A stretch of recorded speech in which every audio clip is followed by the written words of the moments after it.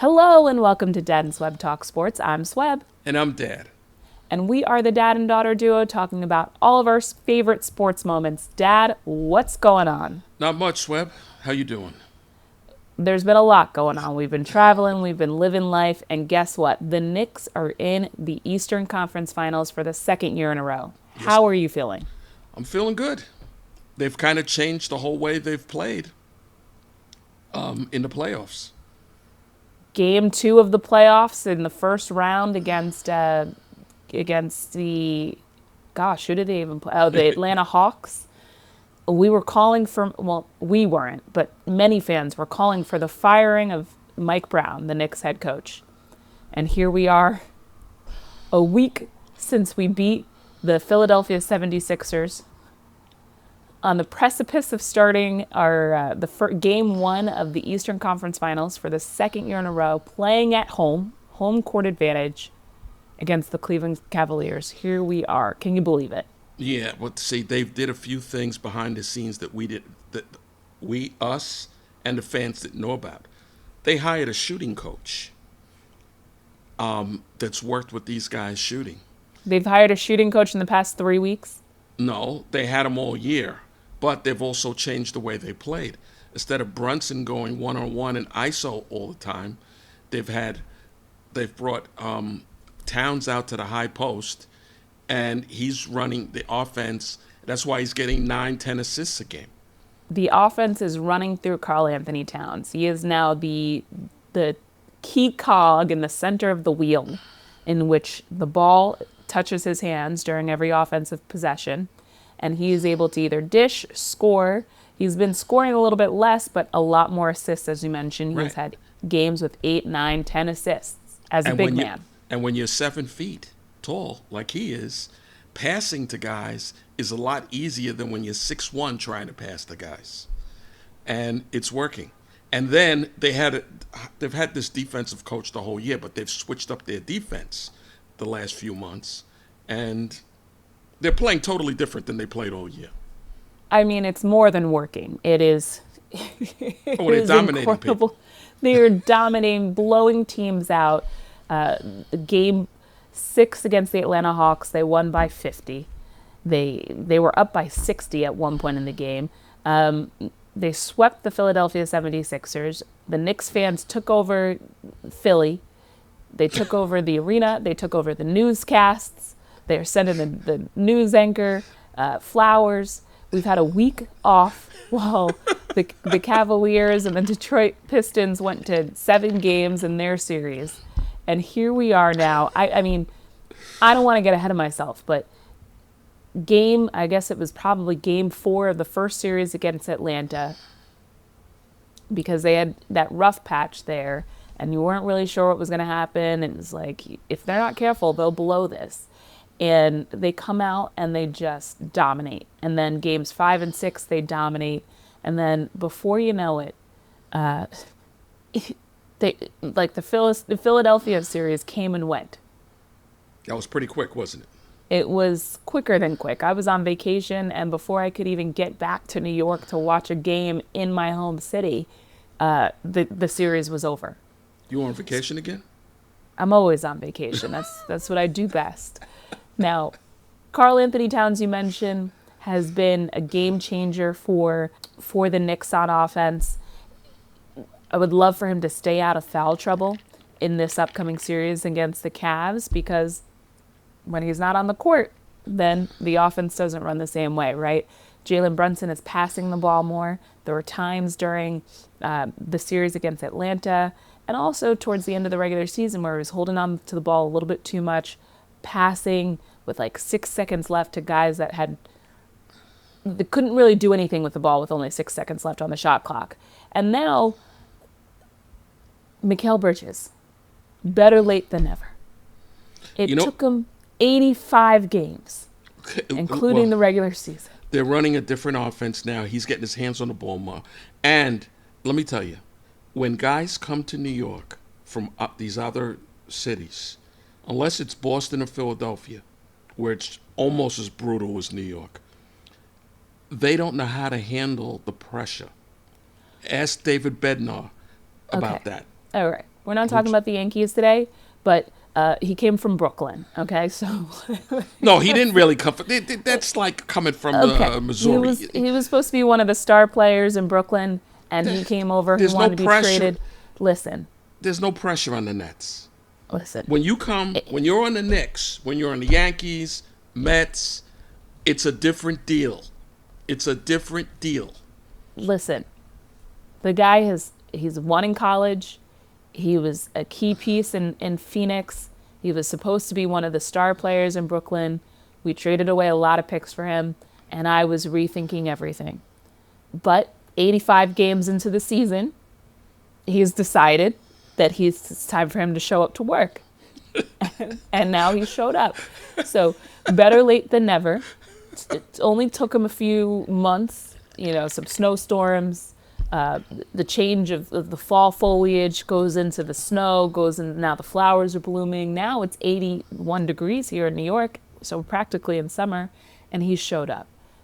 Better late than never. So he has been a key piece. Now, OG Anunoby, prior to the hamstring injury in the last series, had been playing lights out. He was that third option on offense for the Knicks, and I think when he got hurt, it allowed Mikal Bridges to realize, I don't know why it took so long to realize, but it allowed him to realize that he had to be that next option on offense for the Knicks. And his defense has been lights out. So, listen, a lot of sports it's about the psychological side of the game, right? And it's clear that he's got potential. I think that's why it's so frustrating watching him during the regular season.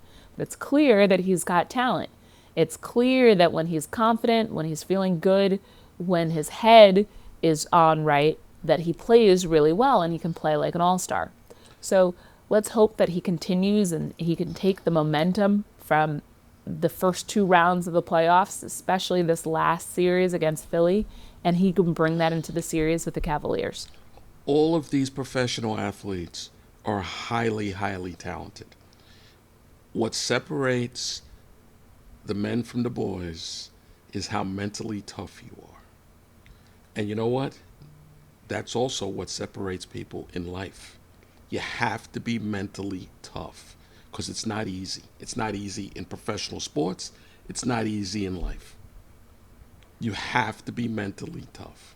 And you can have all the athleticism in the world. That's the difference between someone like Jalen Brunson and some of these other guys in the league, right? He is someone who physically is not as gifted as 90% of the players in the NBA. But his work ethic and his mental fortitude are two things that set him apart and make him one of the best players in the league. Right. And a perennial all-star and a guy who's going to take the Knicks, I believe, to the NBA Finals this year. Brunson is small for an NBA player, and he's not fast, okay? But he's mentally tough. And you could go a long way by being mentally tough. Right. So, and this is a guy who has clearly put in work in the gym, right? Because his footwork is great, his shooting is great. The other thing that I've really loved with the Knicks is we've talked about the starters. Josh Hart has played. He's always been that spark plug, both defensively, Another plays above his tough. size. He's shooting better this year, even despite the finger injury, playing through injuries. Glad to have the Knicks have a week off so that they could rest a little bit and get healthy in time for the Cavs. But the bench, Deuce McBride coming off the bench, hasn't always been an offensive factor, but has played great defense and is also, he might not be scoring a ton of points at all times, except he finally was able to hit some shots in games 5 and 6. But he's a solid force out there of a guy who can handle the ball, depending on the rotations that are out there. Landry Shamet had kind of worked his way out of the rotation and worked his way back in the last couple games.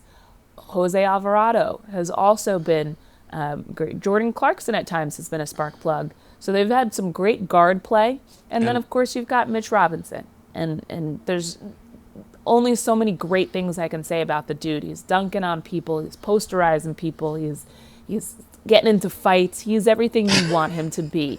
You want him to be that dog out there, and that's who he is. And then because of the fact that the Knicks have been blowing out teams, it allows for Mike Brown to get guys in like Huck Porty and just to mop up some minutes. I think, honestly, I mean, when they were up by 50 in game 6 of the first round, I thought, okay, it's probably time to start bringing in these guys. Waited until the fourth quarter to bring them in. But it gives all of those guys a chance to get some burn so that they play the confidence so that if their number is called on in this series, they're ready. Yep. And So, all those bench guys you just mentioned, all those guys are very mentally tough. And they're not, most of them aren't as talented as the starters, but they're very productive NBA players because they're mentally tough and they work hard. That's what you got to have. as far as I'm concerned, things couldn't have gone any better for the Knicks in the first 2 rounds of the playoffs because they've been able to rest, they've been blowing teams out, so everyone's getting playing time, and things are starting to come together. And they look like a team that actually likes playing together, and everyone knows their role, and guys are ready to step up. That was part of the problem throughout the season, is they've always been a good team with talented players. It wasn't always clear whose role was whose. And it didn't always look like they wanted to assume the roles that they were given. So now, I think it's pretty clear the chemistry is great. And I feel really good about the Cavs. Now, I was nervous about the Cavs because they're a good team. They've got some sides, they've got some shooters. The Knicks played them 3 times this year, beat them 2 out of 3 games. I don't think that they're going to sweep. I didn't think that they were going to sweep last round. I don't think that they're going to sweep, but it's hard to imagine a world where if they play the way that they've played the first 2 rounds, that they don't get through the Cavs pretty easily. Every every series and every team is different. It all depends on the matchups. As long as they keep playing defense and keep moving the ball around, you see the ball movement they're getting and everybody touching the ball. That's how the teams in the 70s that won 2 championships played. They're starting to resemble that kind of team. I'm not going to get ahead of myself because last year when they made the Eastern Conference Finals, I felt really good about it, especially after they had beaten Boston, and they ended up kind of conking out there. So hopefully they continue to. Now they've had a week off. I don't think that'll be a problem. I don't think that they'll come out and not have the intensity. They're starting at the Garden tomorrow night. When this is live, it'll be Tuesday night, so it'll be tonight, technically, by the time that people are able to listen or watch this. The energy is going to be unreal. Tickets are going for like $90,000, $100,000 for courtside tickets. Oh, for or courtside. within the courtside range, not feet on the ground, feet on the floor. This is like a few rows back, but in the center. But the cheapest tickets, listen, I won't be running a fundraiser for this because the cheapest ticket is like $3,500 for the 400 level. Hopefully, I get tapped on the shoulder for an invite, but if not, I'm going to enjoy the ride. They're 3,500 for upstairs? Yes.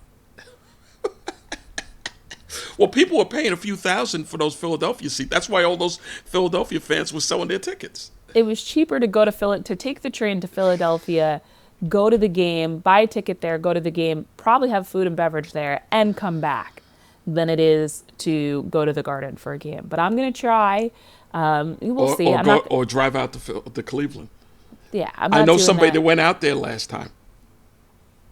If they make it to the NBA Finals, I'm going to try and figure out a way. But I think for now, I'm now back in New York for the foreseeable future. I'm going to watch the games here with other Knicks fans. And if they make it to the NBA Finals, I'm going to 7th Avenue.